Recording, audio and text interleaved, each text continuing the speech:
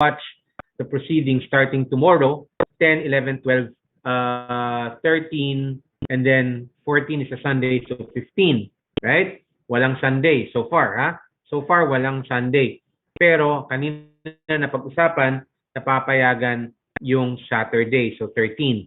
Right now, or up to this point, ang filing ng substitutions and withdrawals is actually done at the entrance of the Palacio del Gobernador, right? Because this is expected to be a non-event. Pero with the last 5 days, what we're gonna do is we're gonna set up a receiving station at the lobby of the Palacio, right?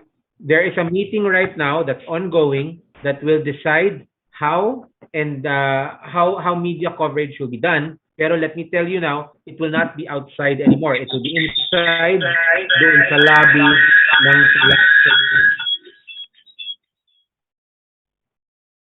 Yes, please record. Nando yeah, everyone, you can record. Okay? So, why am I echoing? Tex, why am I echoing? Sir, meron po tayong participants na naka-open po yung dalawang microphone, dalawang device niya. We have Sir William, di pa here, sir. Isang, ano na lang po, isang device lang po ang i-on niya ang audio, sir, please, para di pa mag-feedback. Alright, ulitin ko lang. Just in case hindi narinig, filing, of course, will be done inside the lobby na, but right now, we have a meeting to determine how we're going to allow media coverage. Recording in progress. Please mute everyone. Alam mo, paki-mute na lang everyone. Thank you. Yes, sir. Alright. Next question. May available information na po ba sa mga nag-withdraw ng candidacy sa national positions? So far, ang alam pa lang natin, yung kay Noli De Castro nga, yung Norana Sahidula, and Raquel Castillo. Okay? These are for senator, and president. Okay? Data sa mga nag-file ng substitution for local positions, not yet. We are still collating information from the field. Again, deadline is November 15 pa naman. Okay. Are there any candidates that have sold? According to the Office of the Clerk of the Commission, no resolutions to this effect have been promulgated yet. Okay? So, hintay muna tayo. Wala pang napopromulgate na disqualifications or cancellations of COCs. Okay? Regarding dun sa COC ni Senator Marcos, as I said yesterday, na-raffle na yan, second division, pero hindi pa yan nagsa-summons. Hindi pa nakakapag-issue ng summons. I think today or tomorrow baka ma-issue yung summons. Right? After the summons, they will have 5 days to file an answer. After the answer has been filed, the Comelec will issue a notice for a pre-conference meeting, and the pre-conference meeting will be attended, of course, by the counsel of the respondent and the petitioner. And after that, they will be given 3 days to submit their respective memoranda, following which the case will be considered submitted for resolution. Okay? There's a question about what Attorney David said about an estimated 75% of aspirants for national positions will be declared nuisance candidates. It's a little too early to say kung sino na yung na-declare na nuisance candidates. All right. Very quick update on registration. As of October 18, meron tayong nakalampas na sa ERB or Election Registration Board, 5,017,267 new voters. Okay? So lampas na tayo ng 5 million as of October 18 na ERB. Meron pang susunod. And as of October 18 rin na ERB, ang total number of voters na isasama natin sa youth category ay aabot ng 32.7 million. which is more than 50% of the total so far of 61.999 million. Right now, we have 61,999,327 registered voters as of October 18. Right? So again, dadami pa yan, madadagdagan pa yan, but that is where we are at right now. Okay. Are there any questions? Sir, from our chat box, Okay. we have from, teka lang sir, check ko lang kung baka may nauna pa. We have one from Inquirer, Miss Donna, who can substitute for someone whose COC is cancelled. Someone who is their party mate. Someone from the same political party. Another question, sir. We have Sir Joseph Morong, sir. Okay. Hi, sir. Good afternoon. How are you? I'm Sir, alright. dito lang You're outside. sa Okay. may palasyo. Oo. Actually, But yeah, that's how it is, sir. Okay. Yeah. kaya natin gustong matapos Medyo na yung... paus-paus lang. Yeah, I know. Sorry but that's the reason why nakikita ko rin si Ina rin nandiyan din eh. That's the reason why we're really we're really rushing the meeting kasi gusto natin maipasok na lahat ng media na pwedeng makapasok.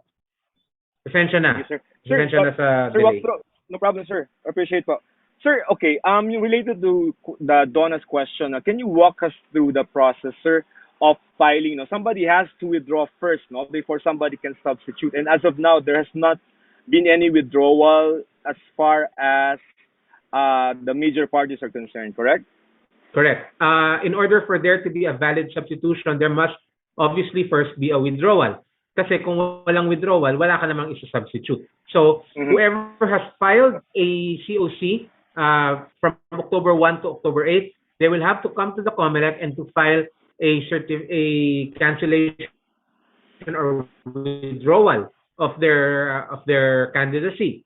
At which point, pwede na ngayon magpasok yung party mate ng taong yon, right? Party mate, someone from the same political party can then submit their COC as a substitute for the original filer.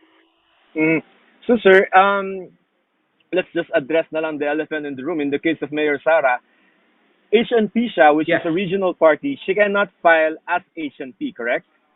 Not as HNP, because that would not be the political party of the person that whoever it is, would be representing. And why is that? Because HNP is a regional party, which means they were unable to file national candidates, right? If you're HNP and you're running for a national position, you would be running as an independent, which means wala siyang isa-substitute kung HNP siya, right? So, just to take that a step further, if she is going to substitute, then she will have to join a political party that already has a candidate for whatever position she wants to substitute.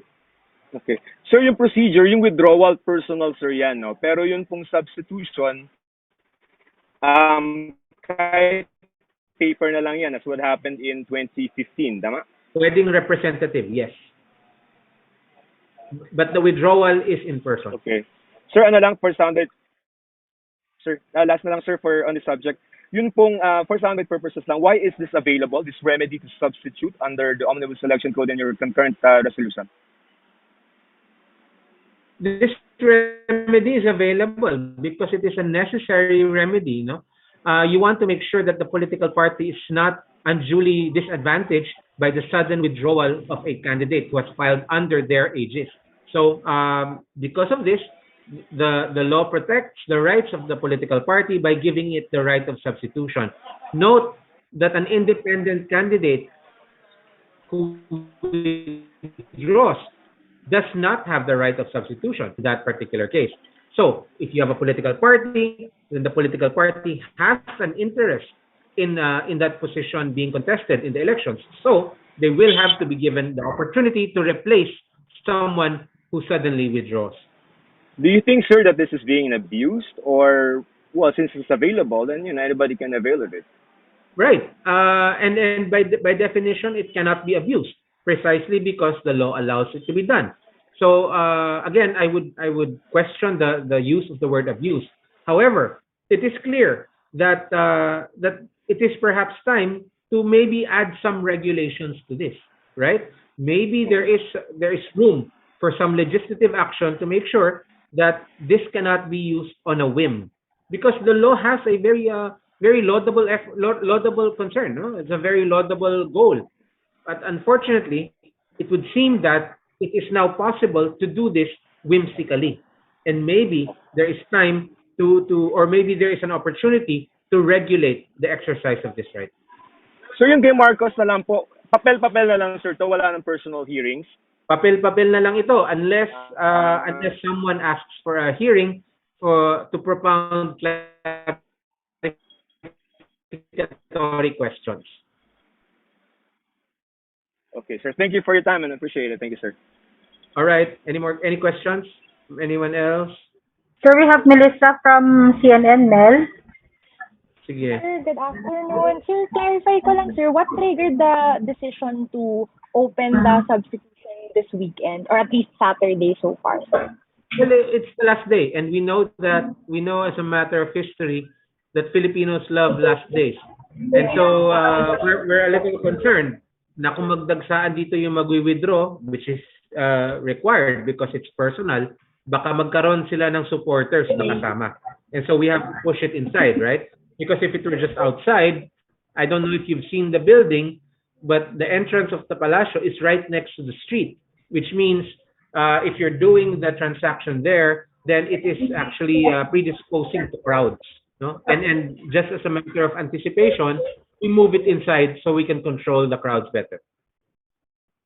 Sir, another question naman, yung sa petitions to cancel COC, meron na po kayong total about it? Kasi na-raffle na po yung kay Marcos. I'm wondering if na-raffle na rin yung iba and ilan, sir? Wait. Marami. Napakarami. It's more than this is all different positions eh. It's okay. Up to the local level, sir. No, not yet. No, for national level pa lang ito. For declaration of nuisance, cancellation denial, di ba? 91 petitions for cancellation have been filed so far. But the dockets of the divisions are full because syempre you're also looking at other cases, not just cancellation. Sir, pwedeng hingi kami niyan, sir, ng list mo ng 91. List of the 91 cases. Sige, I'll clear it lang with the clerk of the commission. If it's shareable, I'll share it with you. Thank you, sir. All right. Thank you. Sir, we have a clarificatory question from Ms. Donna Pazibugan of Inquirer. Yes. Kahit na na-cancel ang COC and declared void ab initio, Comelec will allow substitution? That's a good question. Let me get back to you on that. Okay. Hindi ko alam na na-declare na may ganyang ruling tayo. Let me get back to you on that. Okay, sir, we have Sir Robert Jacob Lazaro. Sir, according to OEC, when a COC has been cancelled, there's no substitution allowed, but you're saying it's available for them? Parang related siya, sir, doon kay Ma'am Donna. Let me check. I'm not sure about that. Let me check. Ang alam ko, ang grounds for substitution kasi is withdrawal eh. But you're right. What if it's cancelled? Let me just quickly check that. Balikan ko kayo. Okay, sir. So, may we proceed, sir, to the next question po? Go ahead. Okay, sir, from, hindi ko alam yung pangalan, but, sir, may data tayo kung ilan na so far ang nag-file for substitution. Yung submission po pwede sa weekend. This is already answered, so Saturday po open tayo. Yun na lang sa question, data kung ilan na yung nag-file for substitution. We don't have that data yet. Sorry. Okay. Miss Ina, you can ask your question na po, Miss Ina. Thank you. Director James, good afternoon. Afternoon. Sir, my question is, For the in the case of the Marcos petition, sir, there are two petitions filed with the Comelec. My question is, was the second petition included in the regular raffle, or is that up for raffle next week? And what about the petition and intervention, sir? Is there already an approval from the ANBank to allow the intervention of the third group, Director James? No word yet on the intervention. And as to the raffle, I do not have that information. I was just told that the block was raffled. I don't know about the specific cases. Utang ko yan, Ina. I'll find out. Yes, sir. And or sir, there's no order yet to consolidate these petitions since they're Wala raising pa. similar grounds. Okay, sir. Sir, I'll go to my next No orders. question. Yes, Go sir. ahead. Okay. Next question, sir. At least the first petition's been raffled to the second division. There are two members in the division, sir. Can I ask, please, what happens Yes. in the event that there is a split vote? Does it automatically go to the ANBank on automatic review? Or is there going to be a third member, like the chairman, who will come in to split the tie? And then before it gets elevated to ANBank, someone has to appeal the ruling po. There will be a guest member, so to speak, of the division. And before it No word gets yet on who it is. okay, sir. And before it for it to be No word. elevated to ANBank director, someone has to challenge the ruling, sir, no? The losing party, tama, sir. Hindi That's automatic right. review. That's right. Okay. Hindi Sir, yan, sorry, sir, go ahead, sir. I'm sorry about my signal. Go ahead, director. Nothing. I was just confirming. Okay. Sir, final question for this round, sir. You mentioned about perhaps it's high time to revisit the law, sir, on withdrawal and substitution. You mentioned that, of course, open on Comelec to this, especially that it's now being used as a tool to effectively extend the period of filing of COC. My question, sir, is there have been lawmakers who expressed willingness to sponsor such a measure, sir? Were there representations made with the Comelec, sir? And was the opinion of the Comelec, for instance, sought, sir, on how we can regulate, to what extent we can regulate, sir? Are there proposals from the Commission itself, po, Director? Thus far, there have been no such conversations, but there have been some initiatives in Congress, mostly talking about doing away with substitution. But we're not part of that conversation yet. And no recommendations din naman, sir, no, on the regulations, sir? Wala pong existing na ganun po so far. Wala pa po. Thank you, sir. Thank you, Ms. Ina. Sir, we have another question po about the Saturday na open ng Comelec. What time will Comelec be open on Saturday? And if Saturday, for clarification, ang last day or Monday, which is the 15th for substitution? The last day is the 15th. Saturday will be open from 8 to 5. 8 to 5. So, Saturday, 8 a.m. to 5 p.m. Then the last day, and then it's Monday, November 15th. So we have here a question from Sir Gregorio of TV5. President Duterte calls for the Comelec to allow aspirants to campaign this early. Maybe to clarify, sir, is campaign prohibited at this time? No, I think what the president meant was that Comelec should allow in-person campaigning, which we already said that we will. Okay, sir. Another question, sir, from Sir Gerard Naval. If an aspirant is only an adopted candidate of the party of the withdrawing candidate, can he or she become the substitute candidate? Similarly, can a candidate from Party A with a coalition agreement with Party B substitute for the candidate of Party B? Regarding the coalition question, only if it is a registered coalition. Just for your reference, there are no registered coalitions for this election. Okay? So wala pong coalition ngayon. The first part of the question I didn't get entirely. Could you read it again? The first part of the question. Sir, if an aspirant is only an adopted candidate, sir, of the party of the withdrawing candidate, can he or she become the substitute candidate? As long as he is a member of the political party, which means he holds a CONA from that political party, then yes, pwede. Okay, sir. Next, sir, next na question natin, sir, is from Karen Villanda of PTV.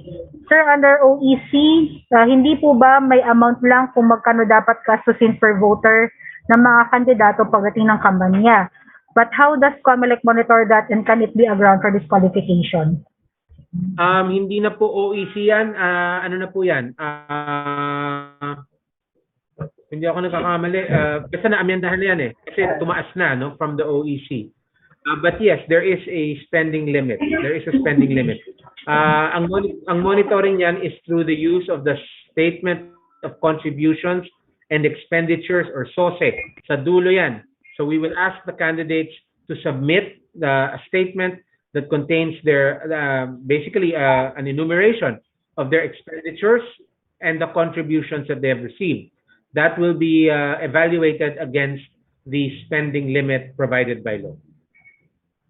Okay, so sir, we have here another question, technical question, sir. Paano po yung OB vans and genset parking for live remote coverage? May OCLAR po ba tayo kung saan pwede mag-park ang mga vans and genset, and kung kailan po? From CNN po. Mag-usap tayo ulit after this meeting for technical purposes, because right now, like I said, may meeting kami dito sa with the security personnel para ma-determine kung saan at paano makakapasok ang media sa palasyo. Okay, sir, last two questions, sir, I guess from Trace Justin De Leon. What are the parameters of Comelec for an aspirant, especially on early campaigning and pamamahagi ng ayuda during crowd drawing events? Alam naman natin na wala, di ba? Kasi hindi pa nga sila official candidates. Paulit-ulit na natin sinasabi na wala pang nag-a-apply na electoral laws sa mga aspirants kasi hindi pa sila official candidates. So, yung ginagawa nila, they can call it whatever they want. They can call it ayuda, they can call it liberality, they can call it a gift, they can call it whatever. It doesn't really matter because hindi siya covered ng election laws. Of course, it's a little difficult to swallow to say na hindi siya vote buying, especially kung malinaw naman na binibigay siya in consideration of the vote. But for election law purposes, hindi siya covered ng regulations. Okay, sir, for I think last questions na natin to, is there a deadline for when Comelec has to decide with finality on petitions to cancel COC or disqualification? And if on Monday, 8 a.m. to 5 p.m. lang po ba talaga o mag-extend po? And if may extension, until what time? Extension ka agad? Wala mo nang extension na. Wala tayong extension pinag-uusapan pa. Comelec will decide as long as it will take to decide as long as it takes. Okay? Okay. Tapos sir, yung isa po is, so no deadline sir sa Monday, then is there a deadline for Comelec to decide with finality on petitions to cancel COC or disqualification? Walang deadline. Okay, walang deadline po. Then, okay. Sir, super last, from Sir Gerard Naval of Malaya, are there arrangements made with the Comelec from the camp of Mayor Sara Duterte regarding the filing as substitute candidate, security matters, and other stuff? Not that I know of, no. But let's see what happens over the next few days. Okay. Sir, may kinaklarify lang po si Sir Joseph Morong. Sked is 8 a.m. to 5 p.m. only? Office hours yan, yes sir. Okay, sir. As of this moment, sir, no more questions on our chat box. No raise of hands for questions. Okay. Balikan ko lang yung cancellation. It looks like, yes, tama kayo. Sorry. I think I misspoke. Pag cancellation, it's as if no COC was filed. Therefore, no right of substitution attaches. Okay? Alright. Sige. Ang utang ko na lang yung kay Ina regarding the second petition against Senator Marcos.